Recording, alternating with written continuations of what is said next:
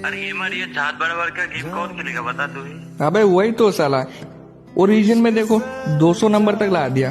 ये कुछ गेम हुआ? हाटोरा से कोई बंदा मर जाता है, MP40 से एक गोली नहीं चला पाता, ऐसा कोई गेम खेलता है? छेत्री तू बता, तेरा प्रॉब्लम बता, तू क्या गेम में क्या क्या मिला तेरे को? अबे गाड़ी भाई रॉकेट से भी तेज दौड़ता है ना। अरे रॉकेट से तेज गाड़ी भागता है क्या, तू बता? उसके लिए तो ज्ञान भाई, उसके लिए तो गेम छोड़ दिया, पता है तेरे को? नहीं दे देंगे भाई, ज्ञान भाई और राय भाई ने ऐसे ही नहीं छोड़ दिया भाई। अरे काय तुम लोग भी समझो, ये गेम में कुछ नहीं है। और जो बंदे टॉप अप करते हैं ना, मैं लिटरली बता रहा हूँ, टॉप अप मत करो। और बच्चे तो इस गेम से बहुत दूर रहो। ऐसा टॉप अप में कुछ नहीं रखा है, समझ रहे हो? कुछ बोलेंगे अभी, ये गेम पूरा कार्टून हो चुका है। पवन बहन का लौड़ा अली पवन इंडिया सर्वर के सब मॉडरेटर। अबे गेम सही होता, मैं बता रहा हूँ। जो इंडियन सर्वर का जो यूट्यूबर है ना, वी वेच वाला, वो गेरीना का चाटते रहते।